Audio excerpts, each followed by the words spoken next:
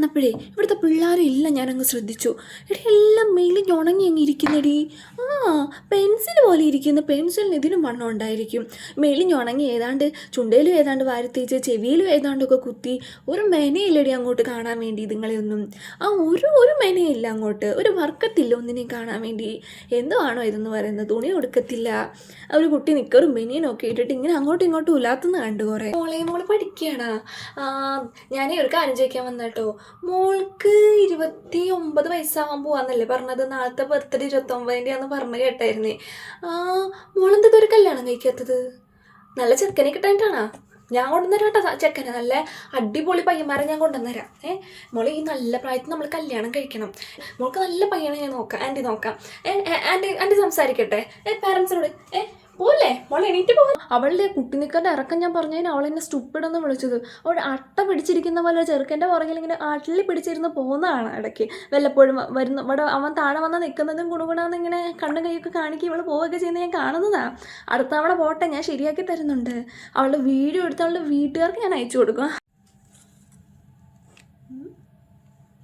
ആരാണിത്? കുറേ നേരമായാലും അവിടെ വന്നിരിക്കുന്നത്. അതും ജിറാഫിനെ ഒട്ടകത്തിലുണ്ടായ പോലത്തെ ഒരു കഴുത. ഇവനെ ഏതാന്ന് വെച്ചിട്ടാണ് ഇവൾ കുറേ നേരമായാലും സംസാരിക്കുന്നത്. ബോയ് ഫ്രണ്ടാ ഇവളോ? ഇതോ? ഈ താടിയും മുടിയും വളർത്തി ഇത് മെനകെട്ട് നടക്കുന്ന ഇവനെയാണ് കെട്ടിയിരിക്കുന്നത്. എൻ്റെ പൊന്നു മക്കളെ, നിങ്ങളുടെയൊക്കെ നല്ലതിന് വേണ്ടിയിട്ടാണ് പറഞ്ഞത്. അവനൊക്കെ കഞ്ചാവാണ്, കഞ്ചാവ്. അവൻ്റെ മുടി കണ്ടറിയില്ലേ? അവനൊക്കെ കഞ്ചാവാണ് മക്കളെ. വെറുതെ എന്തിനാണ്? ആൻറ്റി നല്ലതിന് വേണ്ടിയിട്ടാണ് പറയുന്നത്. അവിടെ ഒന്ന് പറഞ്ഞ് മനസ്സിലാക്ക്. അവനൊക്കെ നല്ല പയ്യന്മാരെ ആൻറ്റി കൊണ്ടുവന്ന് തരും. ഇവനൊക്കെയാണോ പ്രേമിക്കുന്നത്? എടി പിന്നെ നിൻ്റെ മറ്റേ ബന്ധത്തിലുള്ള ആ സുധാകരൻ്റെ മോനില്ലേ? ഗൾഫിലൊക്കെയുള്ള ചെറുക്കൻ. ഒന്നാമത് കെട്ടിയിട്ട് അതിനെന്തോ പെണ്ണിട്ടിട്ടൊക്കെ പോയത്. എടി ആ ചെറുക്കൻ രണ്ടാമത് കല്യാണം ആലോചിക്കുന്നുണ്ടോ? ഇവിടെ ഹോസ്റ്റലിലേ ഇവിടെ ഒരു 31 വയസ്സായിട്ടൊരു പെങ്കൊച്ച് ഇതുവരെ കെട്ടിയിട്ട് പോലും ഇല്ലടി. അയ്യോ, ഇതുങ്ങൾ എത്ര എണ്ണാന്നറിയോ? 10, 28, 29, 30, 32 വയസ്സ് ഇങ്ങനെ കെട്ടാൻ നിൽക്കുമോ ഇവിടെ? ആരെ കാത്തി നിൽക്കുവാണെന്ന് എനിക്കറിയത്തില്ലേ.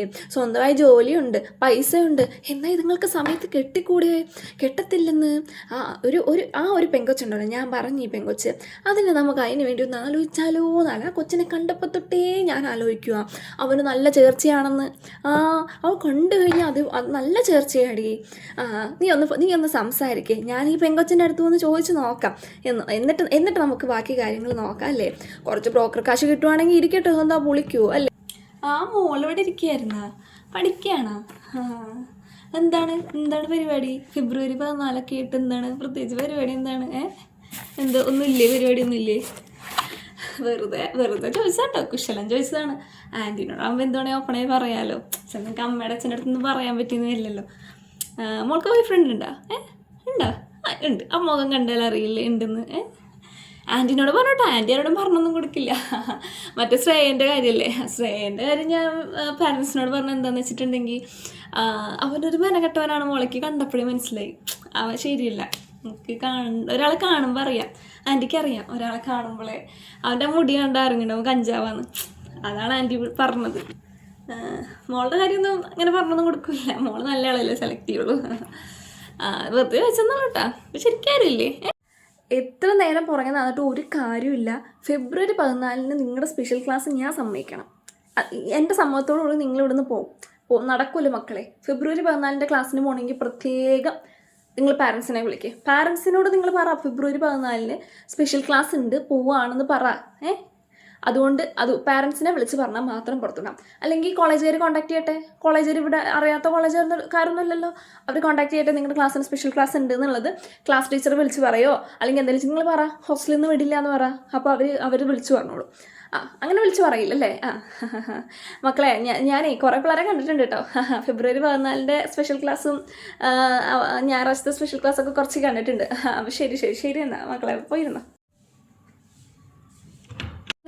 ഒരു കഥ കടച്ചിട്ടുള്ള ഒരു കംപ്ലയിൻറ്റ് സ്റ്റഡി എന്താണ്? കഥ കടച്ചിട്ട് പകൽ സമയത്ത് അങ്ങനെ കഥ കടച്ചിട്ട് ഓവർ പ്രൈവസി ഒന്നും വേണ്ട കേട്ടോ.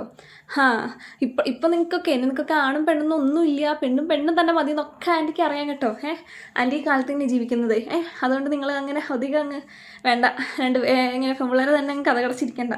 പകൽ നിങ്ങൾ കഥ കടച്ചിരിക്കേണ്ട. രാത്രി കിടന്നുറങ്ങിയാൽ മതി കേട്ടോ. അവന് ഓവറായിട്ട് കഥ കടച്ച് പ്രൈവസി ഒന്നും വേണ്ട. അല്ലെങ്കിൽ ഇരിക്കണ വെണ്ടയ്ക്കൊക്കെ എന്തിനാണ് അരിഞ്ഞു വെച്ചിരിക്കുന്നത്? സാമ്പാർ ഹോസ്റ്റലിലെ സാമ്പാറിൽ വെണ്ടയ്ക്കയോ?